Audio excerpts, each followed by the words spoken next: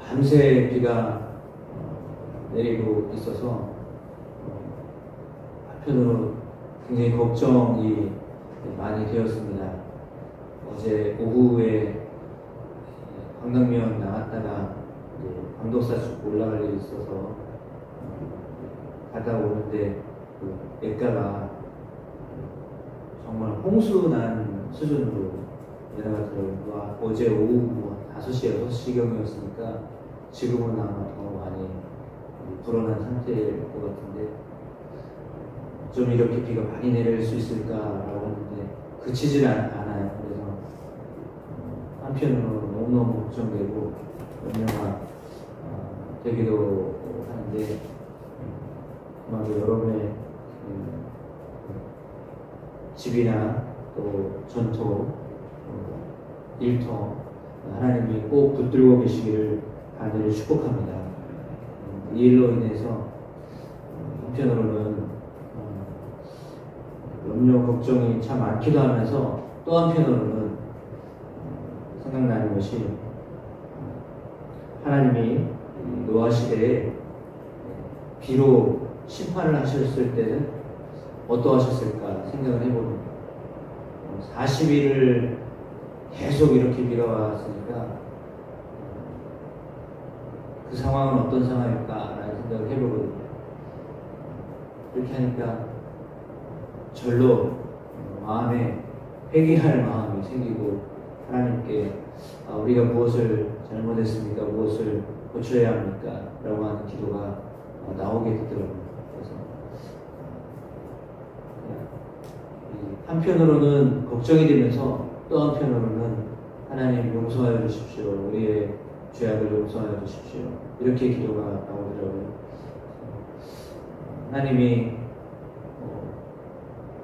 우리가 처해 있는 상황을 모르시는 분이 아니고, 겪고 있는 상황을 또 하나님이 만드셨다라기보다 하나님 허락하지 아니하시면, 허용하지 아니하시면 일어날 수 없는 상황이기 때문에, 저는 이렇게 어려움을 당하고 있는 현실들, 어제도 보니까 갑작스럽게 비로 인해서 사태가 일어나고, 그로 인해서 목숨을 잃어버린 분들도 계시고, 많은 부분들로 어려움을 처한 분들도 계신데, 그 어려움 속에서도 하나님이 그들의 상황 속에 처해 있는 우리 현실 가운데, 이것이 우리나라뿐만 아니라 전 세계적으로 곳곳에 일어나고 있는, 동시다발적으로 일어나고 있는 일들이잖아요. 온난화 현상으로 벌어진 것들인데, 사실 그것은 사람이 만들어 놓은 어떤 결과입니다. 자연이 그렇게 될 수밖에 없는, 인간이 만들어 놓은 것으로 인하여서 우리가 또 그것을 고스란히 겪고 있는 어떤 현실인데요. 하나님 앞에 또 우리가 온전하게 서고자 하는 그런 계기로 삼을 수 있는 시간이 되기를 간절히 축복합니다. 그러면서 또 한편으로 이런 어려운 상황 속에서도 하나님의 사람들을 붙드시고 또 하나님께로 돌아오게 하시는 은혜가 있게 되기를 간절히 기도해 봅니다. 오늘 본문의 말씀은 이제 베드로를 통해서 고넬료에게 무엇을 전해야 하는가 가장 궁금해했던 내용이겠죠. 무슨 말을 전하려고 여기까지 누가는 사도행전을 기록하였을까라고 하는 것입니다. 오늘 본문에 보면 36절에 만유의 주 대신 예수 그리스도로 말미암아 화평의 복음을 전하였다, 이렇게 말씀하고 있습니다. 예수 그리스도의 화평의 복음을 전하였다라고 말씀합니다. 예수님은 어떤 분이냐? 만유의 주가 되신 분이시다 말씀하십니다. 인간뿐만 아니라 모든 피조물의 주인이 되시는 분이 예수님이신데, 그 예수 그리스도의 화평의 복음을 전하려고 지금 나를 이곳에 오게 하셨다라는 말씀입니다.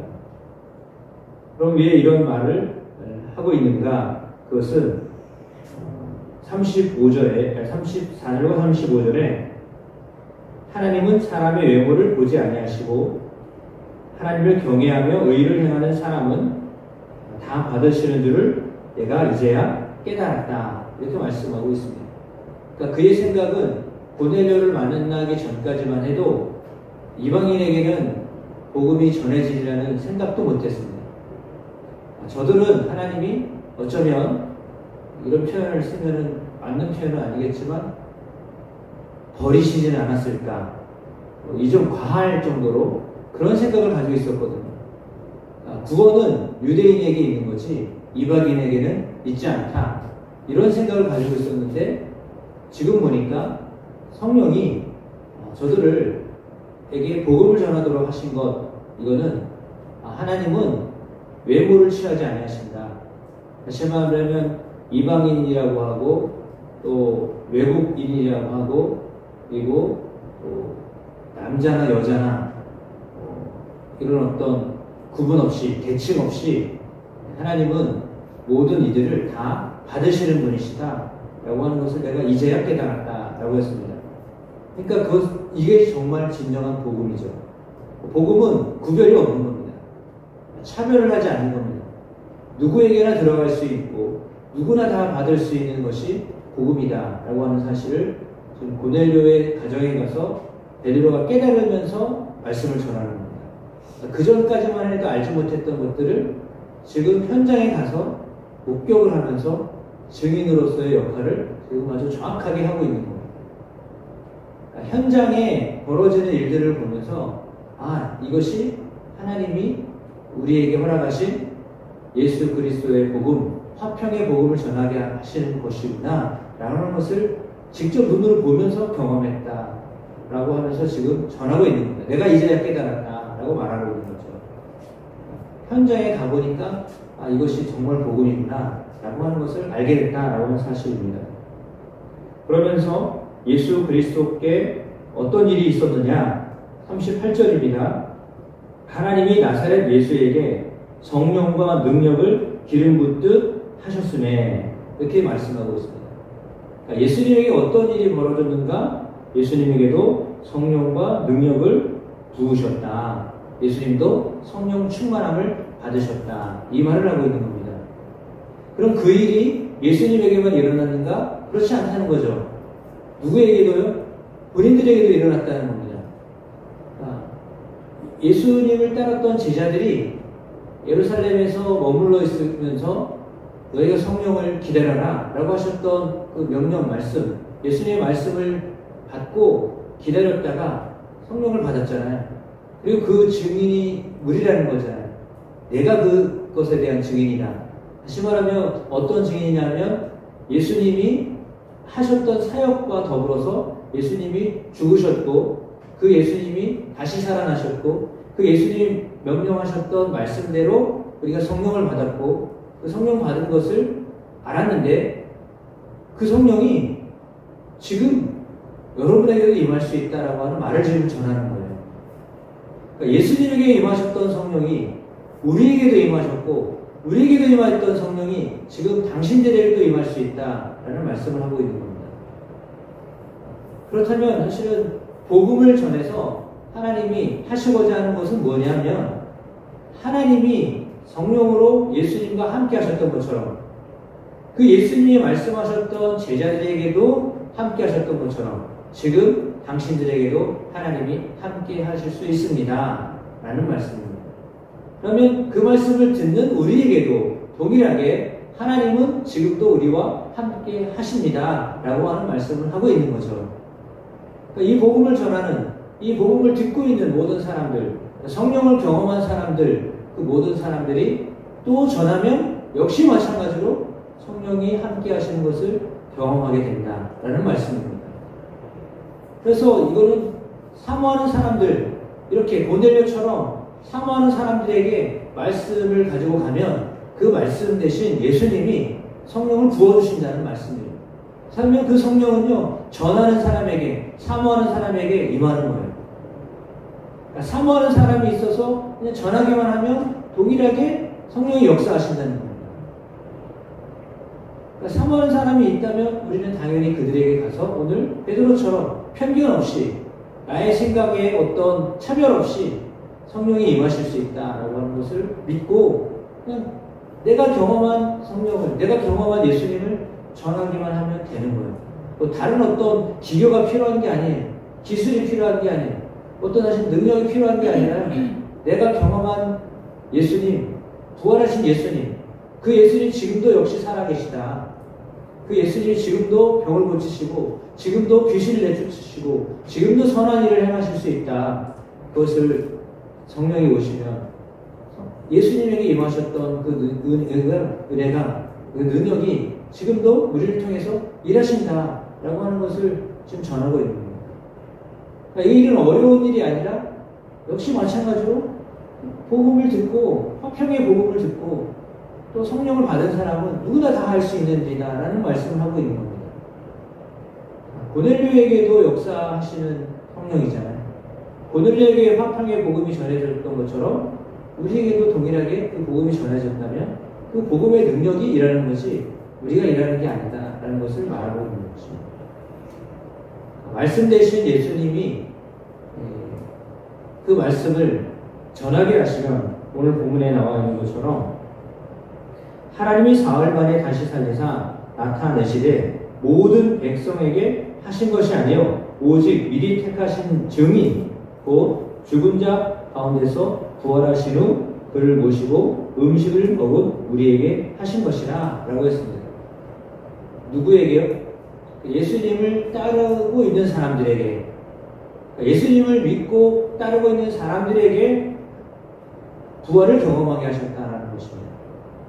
그렇다면 지금도 우리가 예수님을 믿고 예수님을 따르면, 그러니까 믿고 끝내는 게 아니라요, 믿고 따라가면서 살면 그 놀라운 부활의 경험을 오늘 우리도 하게 하신다는 것입니다. 그리고 성령을 부으신다는 거죠.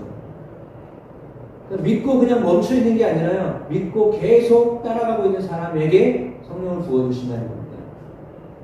오늘 바로 그것을 이야기하고 있잖아요.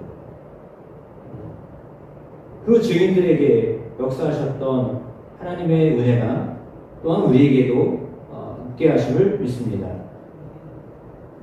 그를 믿는 모든 사람들이 다 그의 이름을 힘입어 죄사함을 받는다라고 하는 이 죄사함의 복음을 전하고 있습니다. 이 복음은 이방인들에게도 역시 똑같이 전해졌습니다. 예수의 이름을 믿을 때 죄사함을 받는다. 죄사함의 복음이 가장 큰 능력입니다.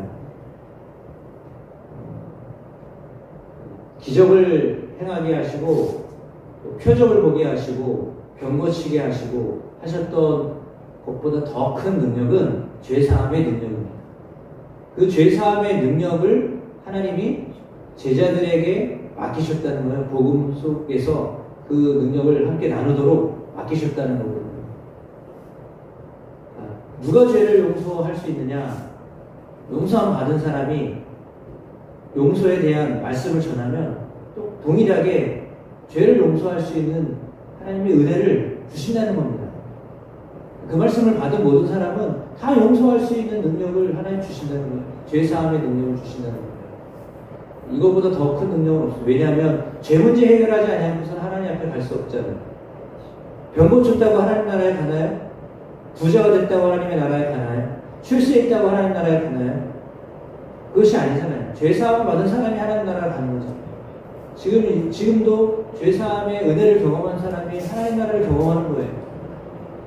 아, 지금도 내 죄를 용서하신 분이 그리스도시구나 라고 하는 것을 믿는 사람이 지금 여기서 천국을 경험하는 거죠. 비가 아무리 내려도 천국을 경험하는 거죠.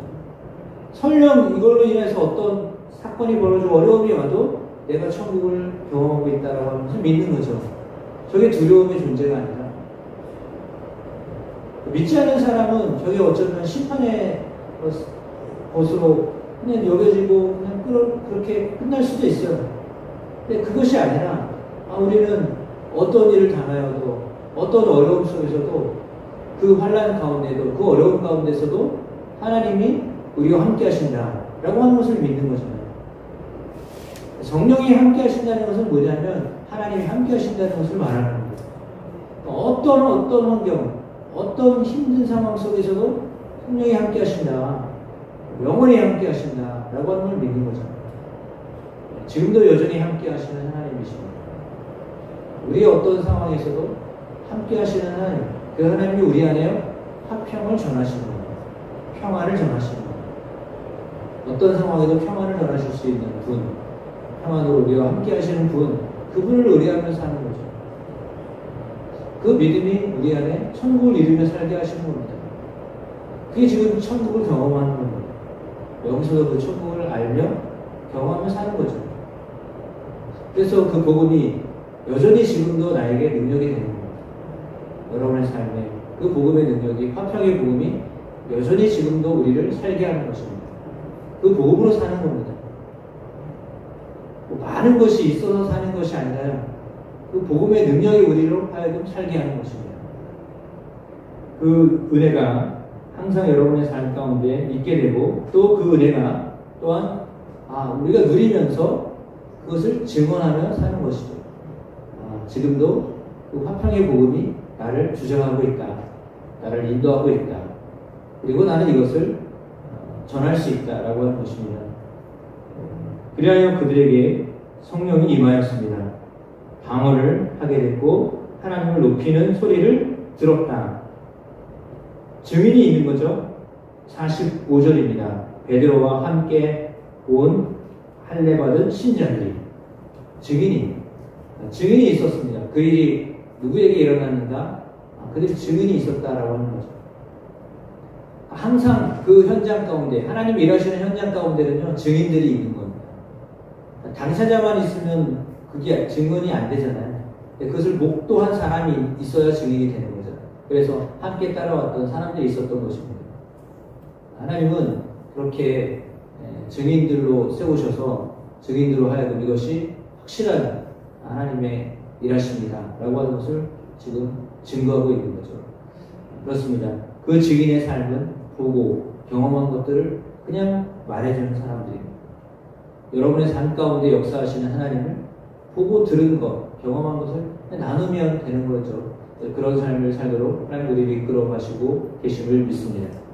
내 내면 안에 일하고 계시고 또한 내 삶에 확실하고 일하고 계시는, 지금도 우리에게 화평을 주시는, 죄사의 문제를 다 해결하셔서 내 안에 평강을 주시는 하나님, 그 하나님을 늘 여러분의 삶 속에서 증거하는 삶을 살게 되시길 주의 이름으로 축복합니다.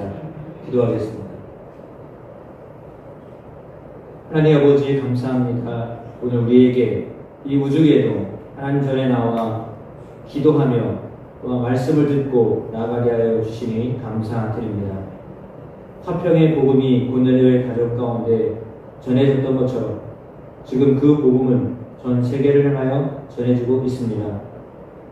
그 복음의 증인으로 우리를 부르셨고 또한 우리 속에서도 평강으로 함께 하시는 성령을, 예수 그리스도를 전하도록 하나님 우리를 증인 삼아 주시니 감사합니다. 우리도 여전히 화평의 복음 가운데 거하게 하여 주시니 감사합니다. 그 복음이 인생 속에 전해지도록 우리를 불러주시니 감사합니다. 증언해야 할 때 증언할 수 있는 자들이 되게 하여 주시고, 부활의 증인으로, 성령의 증인으로 살아가는 저희들이 되도록 인도하여 주옵소서. 그리하여 많은 사람들이 그 은혜를 경험하며 살아가도록 성령님 역사하여 주옵소서. 인도하여 주옵소서. 그리고 그리스도의 복음의 능력을 함께 나누는 복된 기쁨이 넘치는 삶들이 되도록 도와주옵소서. 그러나 주님 구합니다. 이 어려운 환경 속에 사람들의 마음이 두려움과 공포 가운데만 머물지 않게 하여 주시고, 진정으로 저들의 삶 속에 역사하시는 복음의 은혜가, 십자가 부활의 능력이 그들 가운데도 있게 하여 주옵소서. 인도하시옵소서. 긍휼히 여겨 주시옵소서. 예수님의 이름으로 기도합니다. 아멘.